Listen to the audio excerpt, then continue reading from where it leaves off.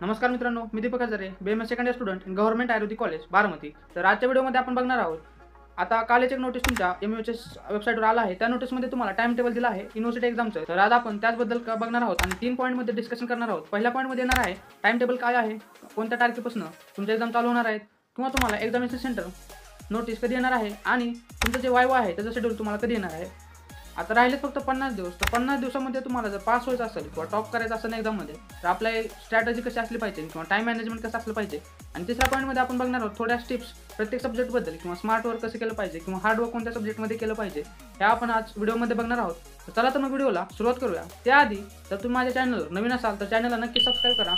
आणि आता आपण व्हिडिओला सुरुवात करूया. तर जे स्टुडंट 2023 आणि 24 बॅचचे आहे त्यांचं टाइम टेबलमध्ये तुम्हाला 22 मार्च ते 9 एप्रिल असं थिअरी एक्झामचं टाइम टेबल आहे. आणि तुम्हाला एक्झामिनेशन सेंटर नोटीस येणार आहे ते फेब्रुवारीच्या लास्ट वीकमध्ये. म्हणजे तुम्हाला फेब्रुवारीच्या लास्ट वीकमध्ये तुम्हाला समजून जाईल तुमचं एक्झामिनेशन सेंटर कोणतं असेल. बऱ्याच वेळेस तुमचं एक्झामिनेशन सेंटर तुमच्या नियरेस्ट सिटी जिथं आयुर्वेदिक कॉलेज किंवा MBBSचं मेडिकल कॉलेज असेल किंवा नर्सिंग कॉलेज असेल तेच अलॉट होतं आणि तुमच्या जवळच्या एरियामधलेच अलॉट होतं. असं नाही की एक साताऱ्याचं आहे त्याला सोलापूरचं कॉलेज अलॉट होईल एक्झामिनेशन सेंटर, असं नाही. जवळच्या एरियामधलेच तुम्हाला सेंटर अलॉट होईल. आणि राहिला प्रश्न वायवाच्या शेड्यूलचा. तर वायवा शेड्यूल तुम्हाला तुमची थिअरी एक्झाम झाल्यानंतर सेकंड वीक ऑफ एप्रिलमध्ये तुम्हाला भेटून जाईल MUHच्या वेबसाईटवर. त्या सगळ्यांची अपडेट मी तुम्हाला ह्या चॅनलवर देणार आहे. आता आपण बघूया राहिलेत 50 दिवस. तर 50 दिवसामध्ये तुम्ही कसे पास होऊ शकाल किंवा टॉप कसं करू शकाल एक्झाममध्ये. तर त्याची टिप्स काय किंवा स्ट्रॅटेजी कशी आहे. आता ही स्ट्रॅटेजी टिप्स मी टॉपर्स करून घेतली आहे, माझी स्वतःची काही नाही आहे किंवा मी पण टॉपर नाही आहे, मी पण फक्त पासिंगच झालेलो आहे. तर आपण बघूया पॉईंटमध्ये की पासिंग कसं व्हायचं किंवा टॉप कसं करायचं. बऱ्याच विद्यार्थ्याच्या मनामध्ये क्वेश्चन असतो की आपण आता लास्ट 1 महिना किंवा 1.5 महिना 2 महिन्यामध्ये अभ्यास करून पास होऊ शकतो का किंवा किती चान्स आहेत पास होण्याचे. तर मी त्यांना सांगू इच्छितो तुम्ही जर हे 2 महिन्याचा किंवा राहिलेल्या 50 दिवसाचा पुरेपूर वापर करून घेतला तर नक्कीच तुम्ही 100% पास होणार आहात. आणि त्याची मनामध्ये भीती ठेवायची अशी काय गरज नाही आहे, कारण तुम्ही जर पूर्ण तुमचा 100% दिला आता किंवा पहिल्यामध्ये काय अभ्यास केला नसेल 1 वर्षामध्ये आणि राहिलेले 2 महिने तुम्ही जर व्यवस्थित युटिलाइज केले टाईम मॅनेजमेंट व्यवस्थित केलं तर तुम्ही नक्कीच पास होताल किंवा टॉपही करू शकता. असे बरेच विद्यार्थी आहेत ज्यांनी 1 ते 2 महिन्यामध्ये व्यवस्थित टाईम मॅनेजमेंट करून किंवा स्मार्ट वर्क आणि हार्ड वर्क दोन्हीचं कॉम्बिनेशन करून एक्झाममध्ये टॉप केला आहे. तर आपण आता त्याबद्दलच बघणार आहोत. तर स्ट्रॅटेजीमध्ये पहिला सब्जेक्ट येतो तो म्हणजे ॲनाटॉमी. बरेच विद्यार्थी ॲनाटॉमीमध्ये फेल होतात, प्लस त्यांना फेल होण्याची भीती पण असते आणि सिलेबस खूप वास्ट असल्यामुळे आणि त्यामध्ये जास्त क्वेश्चन मॉडर्नचेच येतात. आणि कॉलेजमध्ये बहुतेक सगळ्या कॉलेजमध्ये मॉडर्न एवढा सिलेबस घेतला जात नाही. आयुर्वेदावर जास्त फोकस असतं, ते तुम्हाला माहीतच असेल किंवा तुम्हाला समजलं पण असेल आता. तर ॲनाटॉमीमध्ये मॉडर्न कसं करायचं. तर मॉडर्नचं तुम्ही दररोज एक टॉपिक म्हणजे आता एक चॅप्टर आहे त्यातलं एक टॉपिक किंवा 2 टॉपिक तुम्ही दररोज संपवलं पाहिजे. फक्त रीडिंग करून तुम्हाला काय समजू ना समजू तर कन्सेप्ट तुम्ही थोडा क्लिअर करा. नाही झालं तर फक्त रीडिंग करा, तुमच्या डोळ्याखालून ते गेलं पाहिजे. म्हणजे जर युनिव्हर्सिटीमध्ये क्वेश्चन आला तर तुमच्या डोक्यामध्ये क्लिक होतं आणि तुम्हाला तो क्वेश्चन अटेंड करता येतो. बरेच विद्यार्थी ॲनाटॉमीमध्ये क्वेश्चन अटेंड करत नाहीत कारण त्यांना त्या क्वेश्चनबद्दल काही आयडियाच नसते. आणि आपण जे NCERTमध्ये किंवा नीटसाठी जे ॲनाटॉमी वाचलं त्या ॲनाटॉमीपेक्षा हे ॲनाटॉमी खूप वेगळं आणि डिटेलमध्ये डीपमध्ये आहे. त्यामुळे बरेच विद्यार्थी ॲनाटॉमीमध्ये फेल होतात. तर फेल व्हायचं नसेल किंवा टॉप करायचं असेल तर तुम्ही दररोज 1 ते 2 टॉपिक तुम्ही ॲनाटॉमीचे रीडिंग करा.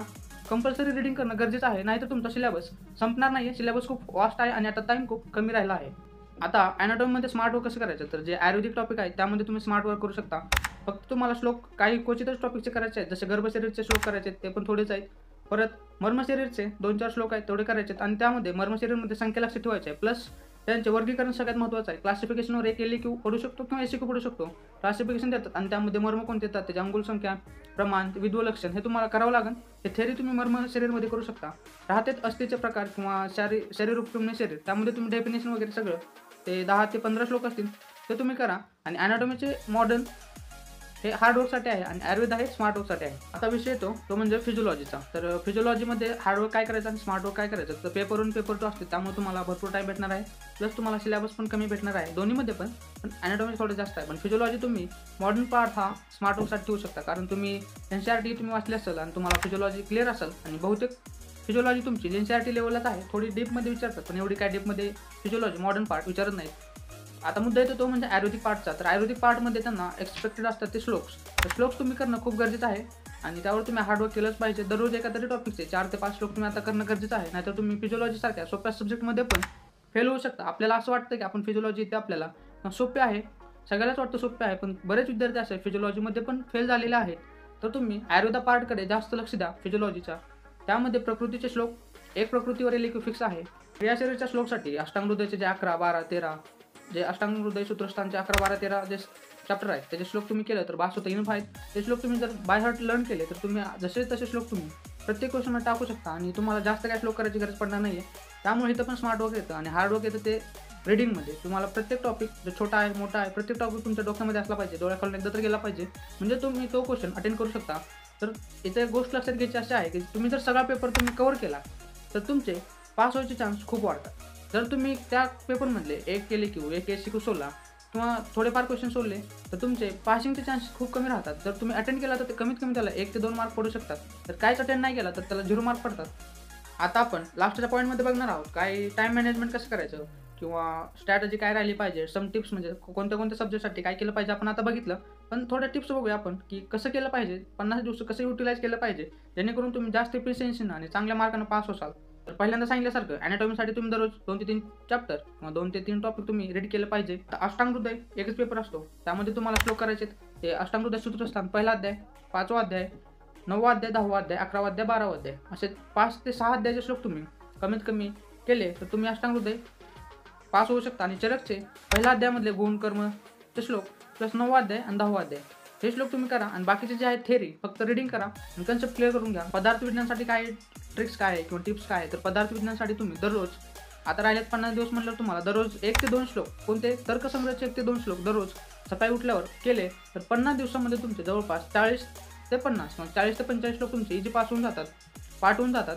आणि जर तुम्ही 40 श्लोक केले तर्कसंग्रहाचे तर तुम्ही पदार्थ विज्ञान एकदम इझी वेनं तुम्ही पास होऊ शकता. कारण आता येतो संस्कृतसाठी टिप्स. तर संस्कृतसाठी तुम्ही दररोज संधीचे एका संधीचे एक्झाम्पल तुम्ही ग्रुपमध्ये सॉल्व करा. ग्रुपमध्ये संधी केली तर तुम्हाला लवकर लक्षात राहील किंवा तुमचे डाऊट पण क्लिअर होतील. आणि टाईम आहे तुम्हाला ग्रुप स्टडी करायचा. ग्रुप स्टडी केल्यावर एफिशियन्सी पण वाढते, प्लस तुम्हाला एक लक्षात ठेवण्यासाठी किंवा ग्रॅस्पिंग करण्यासाठी एक सोपं पडतं, प्लस तिथल्या तिथं तुमचे कन्सेप्ट क्लिअर होतात. तसंच तुम्ही पेपर 2साठी आयुर्वेद इतिहास आहे त्यासाठी तुम्ही ग्रुपमध्ये 10 ते 5 जण बसून असं एक वाचत चला, एकानं वाचायचं आणि एकाने एक्सप्लेन करायचं किंवा एकानं वाचायचं आणि बाकीच्या लक्षात ठेवायचं, एकाने एक टॉपिक वाचायचा, असं ग्रुप स्टडी करा. आयुर्वेद इतिहासला ते चांगला वेळ आहे आयुर्वेद इतिहास करण्यासाठी. तुम्ही आता मुद्दा येतो तो म्हणजे दररोज किती अभ्यास केला पाहिजे तुम्ही. आता हे सगळे तुम्ही बघितलं की काय काय केलं पाहिजे, दररोज काय काय नाही केलं पाहिजे. तर तुम्ही दररोज कमीत कमी 6 तास ते 7 तास अभ्यास हा केला पाहिजे आता. आणि इव्हन तुम्ही आता पुढे जसं टाईम जाईल किंवा जसं जसं दिवस पुढे जातील तसं आणखीन 1 तास किंवा अर्धा तास असा टाईम तुम्ही वाढवा. स्वतःची स्टडी सेल्फ स्टडी महत्त्वाची आहे. आणि ग्रुप स्टडी पण आता करा. आणि लास्टला ज्यावेळेस तुमचे कमीत कमी 10 दिवस 5 दिवस राहिले असतील त्यावेळेस एकटं बसून स्टडी करा. हा वे तुम्हाला एफिशियंट आणि इझी वेनं जाईल. तर आजचा व्हिडिओ तुम्हाला जर आवडला असेल नक्की चॅनल लाईक शेअर करा. आणि जर काय चूक झाली असेल किंवा काय क्वेश्चन तुमच्या मनामध्ये राहिले असेल तर कमेंटमध्ये एकदा कमेंट करून टाका. मी लगेच तुम्हाला आन्सर देईन आणि तुमच्या क्वेश्चनचं आन्सर तुम्हाला भेटून जाईल. तर आजच्यासाठी एवढंच. व्हिडिओ बघितल्याबद्दल धन्यवाद.